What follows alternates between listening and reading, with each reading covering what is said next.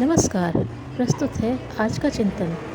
शरीर रक्षा के लिए जिस प्रकार भोजन की आवश्यकता है, उसी प्रकार मानसिक विकास की आवश्यकता शिक्षा के माध्यम से पूरी होती है। इसके बिना मनुष्य की जानकारी इतनी सीमित और अस्त व्यस्त रहती है, जिसके सहारे न तो वस्तु स्थिति का समझ पाना संभव होता है और न सर्वतोमुखी प्रगति का मार्ग ढूंढ सकना। अपने देश में तो दो तिहाई से अधिक अशिक्षित हैं। नर की तुलना में अनपढ़ नारियों की संख्या और भी अधिक है। उन्हें विकासोन्मुख बनाने के लिए शिक्षा संवर्धन के उपाय अपनाए ही जाने चाहिए। लड़कों की तरह लड़कियों को भी पढ़ाना चाहिए। जिनकी आयु बड़ी हो गई है, जिन्हें पढ़ने का अवसर ही नहीं मिला, उन्हें बड़ी आयु में भी पढ़ाने का प्रयत्न होना चाहिए। ऐसे नर नारी प्रौढ़ शिक्षा में सम्मिलित हो सकते हैं।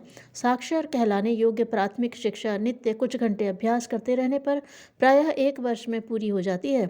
उसे एक धर्म कृत्य की तरह, व्रत अनुष्ठान की तरह उन सभी को अपनाना चाहिए जो बचपन में शिक्षा प्राप्त नहीं कर सके। इसके लिए हर शिक्षित को विद्या ऋण चुकाने के लिए व्रत लेना चाहिए। अपने संपर्क क्षेत्र में कम से कम 5 अशिक्षितों को शिक्षित बनाने का निश्चय करना चाहिए और उसे कितनी ही व्यस्तता रहने पर भी पूरा करना चाहिए। नारी शिक्षा के लिए शिक्षित महिलाओं को आगे आना चाहिए। वयोवृद्ध पुरुष भी इसके लिए उपयुक्त हो सकते हैं। नर नारियों का सानिध्य अपने देश में आशंका की दृष्टि से देखा जाता है।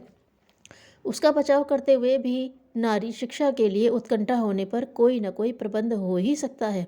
प्रौढ़ शिक्षा से लाभ तो पुरुष भी उठाएं, पर महिलाओं के लिए तो इसे एक प्रकार से अनिवार्य ही समझा जाना चाहिए, क्योंकि उन्हें जीवन के समाज के जितने क्षेत्रों को प्रभावित करना पड़ता है, उसके लिए बहुमुखी जानकारियों की आवश्यकता पग पग पर पड़ेगी। गांव गांव, गली गली, मोहल्ले मोहल्ले यह प्रौढ़शाला का उपक्रम चल पड़ना चाहिए। कोई अशिक्षित ऐसा न रहे जिसे साक्षरता के अभ्यास से वंचित रहना पड़े। कोई शिक्षित ऐसा न रहे जिसने न्यूनतम 5 को साक्षर न बना दिया हो। इस संदर्भ में सबसे बड़ी कठिनाई है कि निरक्षरों में शिक्षित बनने का अनुत्साह। समझा यह जाता रहा है कि नौकरी के लिए पढ़ा जाता है। जिन्हें नौकरी नहीं करनी, वे क्यों पढ़ें। इसके अतिरिक्त आयु बढ़ जाने पर पढ़ने में संकोच लगता है और बड़प्पन पर आँच आती है। इन भ्रांतियों को दूर करने के लिए ऐसा प्रबल आंदोलन चलाया जाना चाहिए जो शिक्षा की महत्ता समझा सके और यह हृदयंगम करा सके कि अशिक्षा से कितनी हानियाँ हैं। पढ़ने के लिए कोई आयु नहीं होती। यह तो ऐसा लाभ है जिसे उठाने के लिए हर बाल वृद्ध को सदा तत्पर रहना चाहिए। जन संपर्क हो या प्रचार आंदोलन, किसी माध्यम से शिक्षा के लिए व्यापक उत्साह जगाना और वातावरण बनाना आवश्यक है। इसके उपरांत ही शिक्षण की व्यवस्था बनाने, सरंजाम जुटाने पर सफलता मिलने की बात बन सकती है। साक्षरता प्रथम चरण है। उसके उपरांत आवश्यक है जीवन उपयोगी ज्ञान संपदा संपादन करने की व्यवस्था बनाना। अपने देशवासियों की आर्थिक स्थिति ऐसी नहीं है कि वे उपयोगी सभी पुस्तकें खरीद सकें।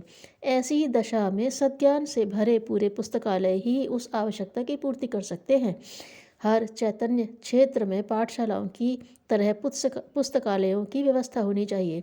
अभिरुचि के अभाव को देखते हुए इस व्यवस्था में इतना और जोड़ा जाए कि चल पुस्तकालयों की व्यवस्था हो। हर शिक्षित नर नारी को उसकी आवश्यकता के अनुरूप साहित्य घर बैठे पहुंचाने और वापस लेने की निःशुल्क व्यवस्था करनी चाहिए। इन दिनों ऐसे विषयों की पुस्तकें बहुत कम छपी हैं। जो छपी हैं उनका मूल्य उचित से कहीं अधिक है। सस्ता और उपयोगी साहित्य कम ही देखने को मिलता है। साक्षरता उपलब्ध करने के उपरांत हर विचारशील नर नारी सभी जीवन उपयोगी विषयों में आवश्यक एवं आदर्शवादी साहित्य निरंतर पढ़ते रहने का क्रम चलाएं। ऐसे प्रयत्नों से ही शिक्षा का समग्र प्रयोजन पूरा होता है। शिक्षण एवं स्वाध्याय के अतिरिक्त तीसरा माध्यम है सत्संग, जिसमें प्रवचन और संगीत दोनों का समावेश है। इसलिए साप्ताहिक सत्संग, पर्व संस्कारों के विशेष आयोजन तथा छोटे बड़े सभा सम्मेलनों का उपक्रम चलाते रहना चाहिए।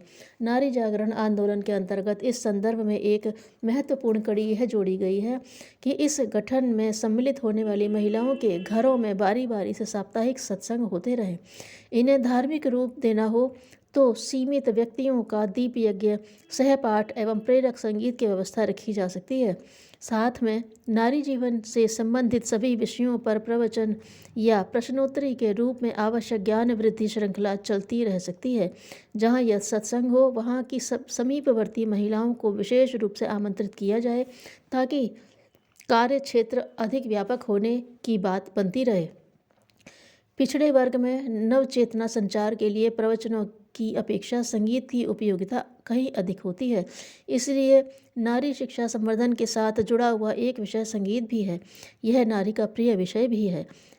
उपयोगी विषयों पर गीत रचे गए और सुगम संगीत की ऐसी शिक्षण व्यवस्था भी बन पड़ी जिसके आधार पर महिला समाज को गायन वादन का अभ्यास करने का अवसर मिल सके। इस अभाव की पूर्ति इस आंदोलन को करनी चाहिए। कुछ वर्षों पूर्व शांति कुंज में एक महीने के नारी कार्यकर्ता शिक्षण शिविर चलते थे, जिनमें नारी शिक्षा की सभी विद्याएं अभ्यास में उतार दी जाती थी, जैसे प्रवचन, संभाषण, संगीत, प्रचार एवं संगठन कला, गृह व्यवस्था, स्वास्थ्य संरक्षण, सुसंस्कार संवर्धन, अभिनव पाक विद्या, स्काउट होम, नर्सिंग, विभिन्न कुटीर उद्योग आदि विषयों का प्रशिक्षण दिया जाता था। उसमें लोक मंगल के साथ लोक रंजन को जोड़ देने वाली सुगम संगीत शिक्षा को भी पर्याप्त महत्व दिया जाता था। महिलाओं को अनेक अवसरों पर अपने संगीत कला प्रदर्शित करते रहने का अवसर मिलता रहता है। पर्व त्योहारों पर, विवाह शादियों पर, श्रावण फाल्गुन में प्रसन्नता के अवसरों पर, घर में पूजा आरती के समय उन्हें गायन वादन का अवसर मिलता रहता है। इन अवसरों पर निर्धारित लक्ष्य को पूरा करने वाले गीत गाए जाते रहें तो इस प्रकार का बहुत ही सरल, महत्वपूर्ण तथा व्यापक प्रभाव डालने वाला उपक्रम बैठ सकता है। नारी जीवन अनेक कुंठाओं से समव्याप्त रहता है। उन्हें दूर करने में संगीत बहुत सहायक होता है। शिक्षा संवर्धन, झोला पुस्तकालय, संगीत साप्ताहिक, सत्संग के चारों उपक्रमों के अतिरिक्त नारी जागरण की बौद्धिक शिक्षा योजना द्वारा नारी समस्या, स्वास्थ्य, शिक्षा, कुरीतियों, दहेज प्रथा, नशा निवारण जैसी कुप्रथाओं की ओर समाज के प्रत्येक परिजन को जागरूक बनाया जा सकता है।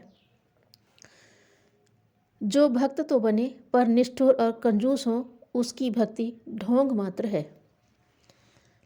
एक अवसर पर प्लूटो से उनके शिष्यों ने कहा, आलोचक आपके खिलाफ बहुत बुरी बुरी बातें कर रहे हैं, किसी तरह उनका मुंह बंद करना चाहिए। प्लेटो ने उत्तर दिया, नहीं, उनका मुंह बंद करने की आवश्यकता नहीं है, उन्हें बोलने दीजिए, लेकिन मैं ऐसा जीवन जीऊँगा कि कोई भी उन आलोचकों की बातों पर विश्वास ही नहीं करेगा। धन्यवाद।